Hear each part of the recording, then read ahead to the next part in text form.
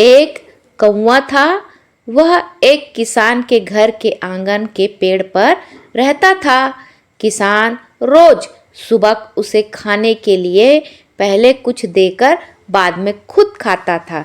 किसान खेत में चले जाने के बाद कौवा रोज उड़ते उड़ते ब्रह्मा जी के दरबार तक पहुंचता था और दरबार के बाहर जो नीम का पेड़ था उस पर बैठकर ब्रह्मा जी की सारी बातें सुना करता था।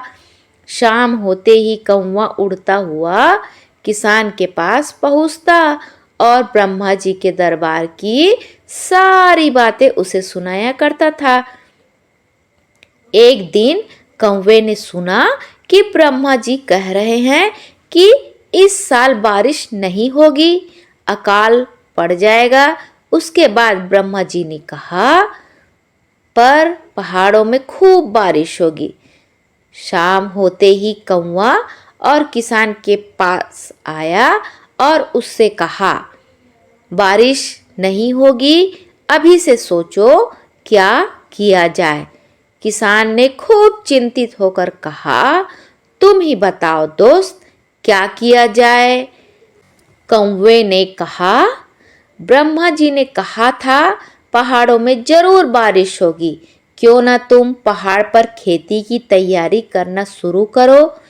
किसान ने उसी वक्त पहाड़ पर खेती की और आसपास के लोग जब उस पर हंसने लगे, उसे बेवकूफ कहने लगे, तब किसान ने कहा, तुम सब भी यही करो। कौवा मेरा दोस्त है, वह मुझे हमेशा सही रास्ता दिखाता है।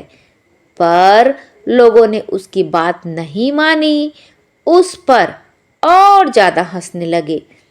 उस साल बहुत ही भयंकर सूखा पड़ा।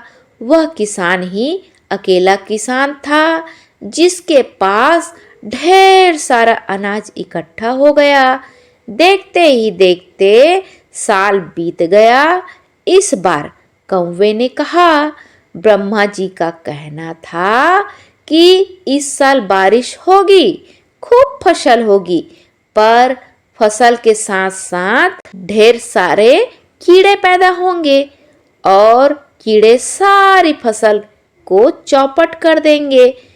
इस बार कौवे ने किसान से कहा, इस बार पहले से ही तुम मैना पंछी और छछूंदरों को ले आना ताकि वे कीड़ों को खा जाए।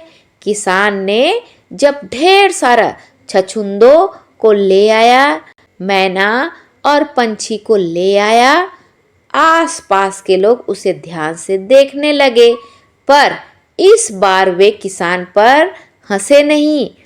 इस साल भी किसान ने अपने घर में ढेर सारा अनाज इकट्ठा किया।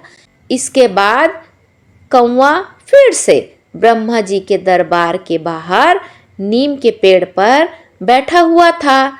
जब ब्रह्मा जी कह रहे थे, फसल खूब होगी, पर ढेर सारे चूहे फसल पर टूट पड़ेंगे।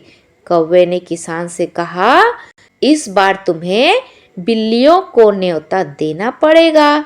एक नहीं, दो नहीं, ढेर सारी बिल्लियां। इस बार आसपास के लोग भी बिल्लियों को ले आए।